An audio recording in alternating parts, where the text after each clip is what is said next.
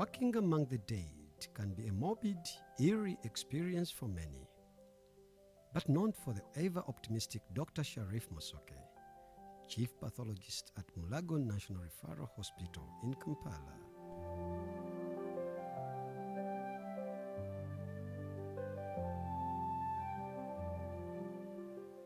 Perhaps the most solemn part of this tour was the mortuary, where final diagnosis meet final rites. This is the reception. We have gotten so many people asking us postmortems for money. We do not charge postmortems in Mulago Hospital. All postmortems are free of charge. The issue is you're supposed to come to the reception and ask about all your dealings.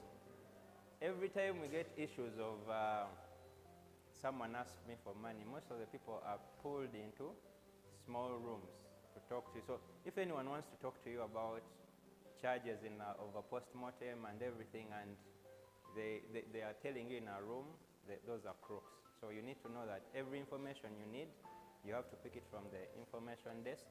Our postmortems are free of charge. In case of any issues, we have our QR codes where you can report whoever is asking you for what? For money. Yes. So in Mulago Mortuary, we do postmortems that yes, are we supposed to do postmortems kubuli mulambo? Sicho? Yes. So some of you are asking, or keep asking us, do we do postmortems on everyone?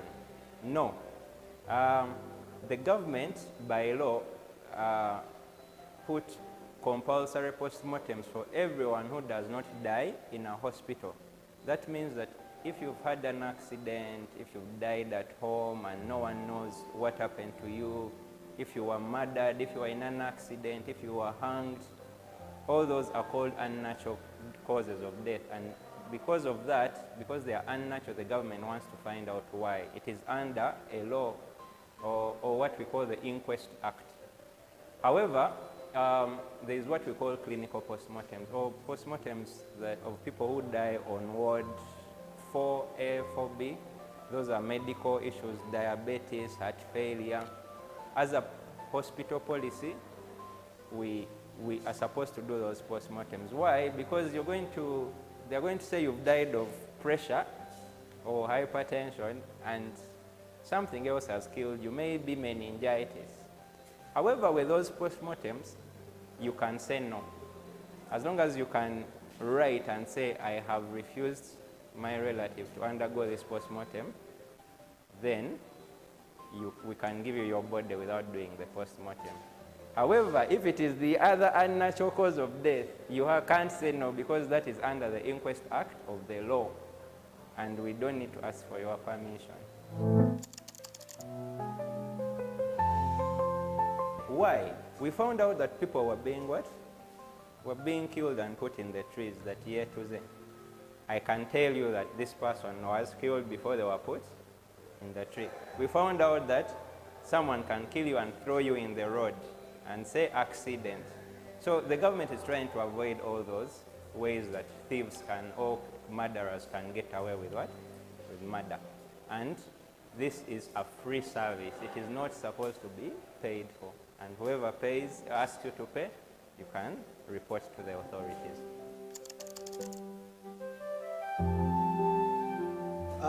We have allegations, rumors out there that postmortem is done because you people want to harvest organs.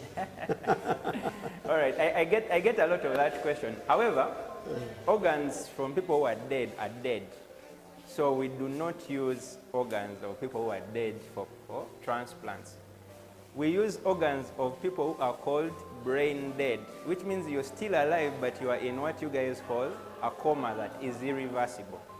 So the other way we try to avoid that rumor is that you as relatives, you can come and say, I want to be in the postmortem, so that they don't steal my person's organs. We allow you, the law accepts you to send either a lawyer, a family doctor, or a relative who is strong enough to stand and take witness of the post-mortem. One, to avoid that thing of they will steal my organs, but two, some people say, you're going to just tell us something. You've connived with the other victim's family, you see, things like that. So the law allows you to have someone there if you are strong enough. When we are doing a post-mortem, we cut out everything from the tongue, everything, as if you're removing something from a goat, for example. But then we go and cut them through small pieces so that we can see the tiniest disease that is hiding. Now, if I get a lung and cut it into small pieces, it's like getting a kilo of meat. When you cut a bit of pieces, it will fit in a saucepan. So what happens is, if I get this stomach and remove the air, it collapses. When I put it back, it's going to look as if I removed things. For example, there are people who say, I lost someone and the body is already in the mortuary, we've been looking for this person, or we have a bunch of bodies, we think it's one of our person, can you show us? So we don't allow them to go inside our mortuary. So that is what this viewing room is. We have a glass, and one of our attendants will keep bringing bodies and say, is it the person? Then you say no, they take back. So that's why we have this sort of glass to allow you access to the mortuary, but not allowing you inside. So when you die, the hospital staff is going to do last office. For example, batekamu pamba, those things, ears. But we have special rooms we put our people. Twice in a day or 3 times, this van will go. So everyone who dies on ward, like at night, you've noticed no one takes the bodies from Mulago at night, yeah?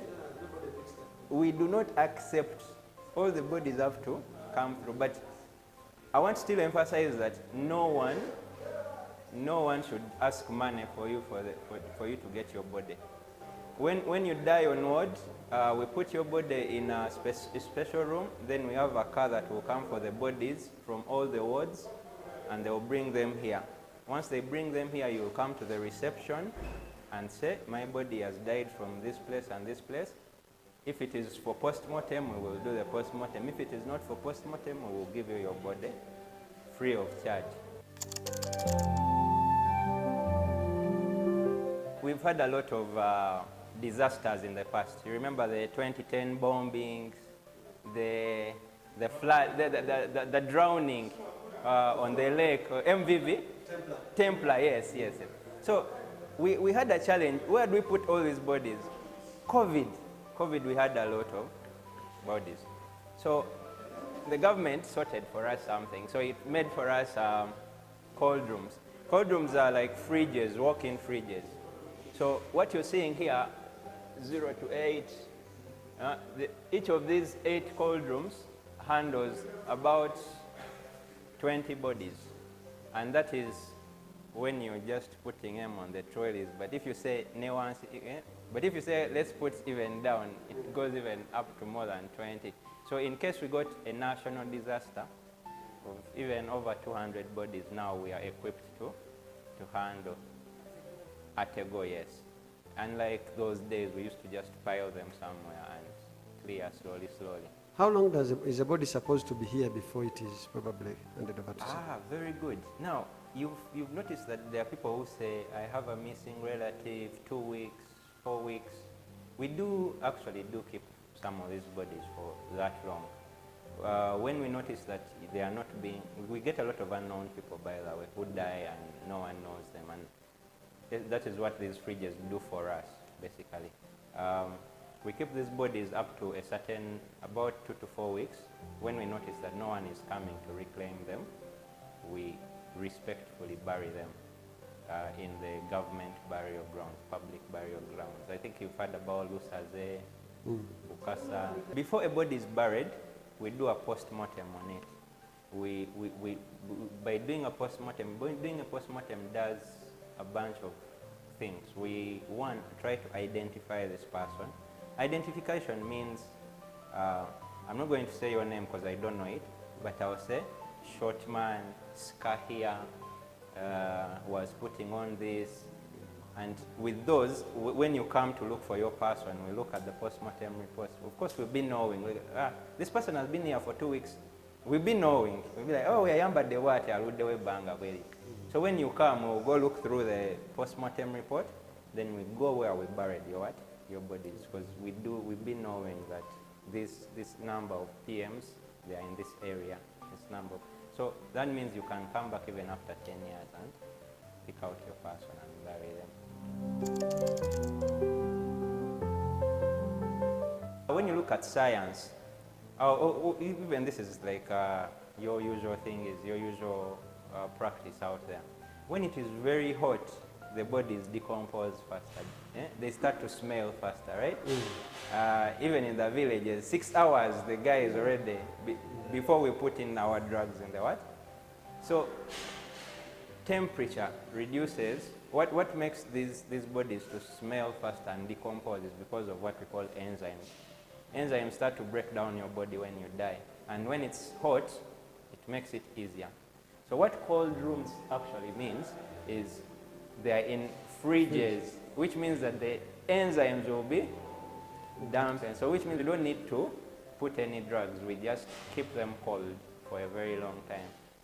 Okay. Yeah. Because there was a time when we had a case where individuals operating butchers around town who were told they were using preservatives from Mulago Hospital to chase away the flies from the meat. Is it formalin, something like that? So I think that would be like spraying if they were to do it. Because if I'm going to put my meat in formalin, I think you've noticed the organs I've shown you, none of them is red. They are white things, tiny, they are gray, no blood. Because that fluid, that formalin, it makes the blood brown.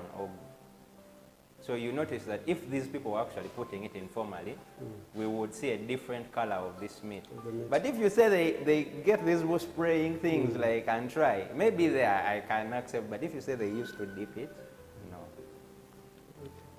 Changing color, it has to really change color. once the pathology work is done, families come here to collect their loved ones from Mulago's farewell home.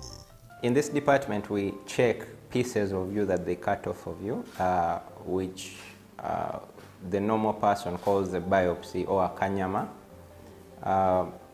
We also check everything they cut out of you. Every time you go to the hospital and they say they've done an operation and they've picked off a sample from you or cut out a big swelling from you, they send it to us, and we are the people who examine it and tell you whether you have cancer or not. The other thing in this department that we do is postmortems or autopsies, which are very controversial in our society. But basically what I'm trying to do is find out why someone has died by looking at small pieces of their body parts and giving you a cause of death. Yes, so basically that's what we do in this department. Each autopsy follows a rigorous protocol: external exam, internal exploration, and organ sampling, all documented and photographed for the medical record.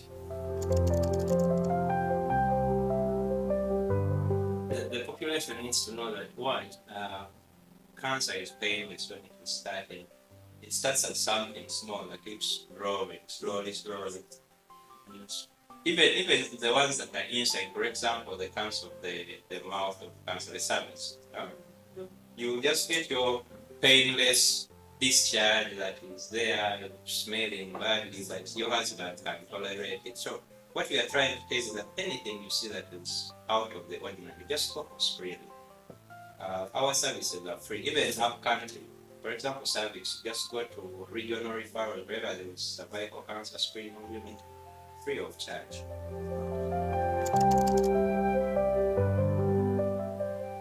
So cancer is curable if it is gotten when it's early, but over 50 out of 100 people who come to Cancer Institute die because they come very late.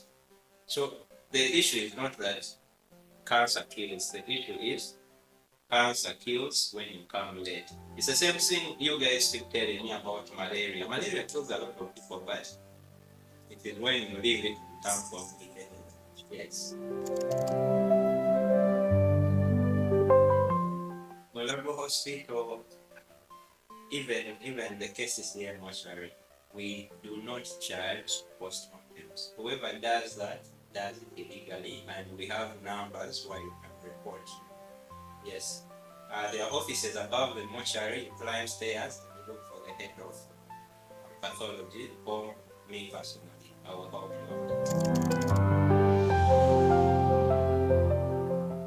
We do not do postmortems past 6 p.m. So which means that if your person is dying or not, they will be kept in a special room, and our mortuary vans will come for them from ward in the morning.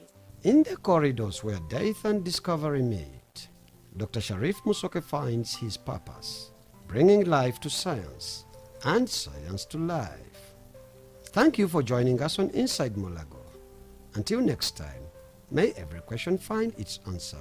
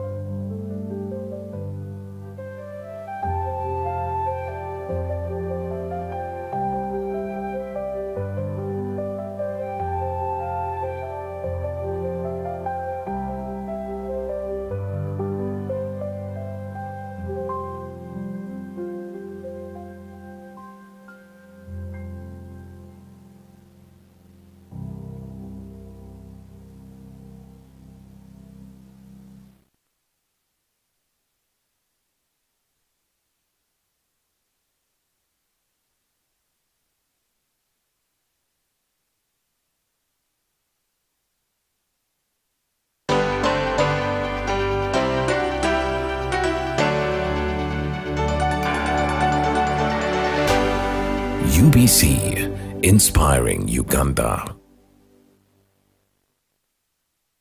Every year on the 5th of June, Uganda joins the rest of the world to celebrate World Environment Day. This year, the national celebrations will be held in Kabale District at Kigezi High School Primary Playground under the theme Unite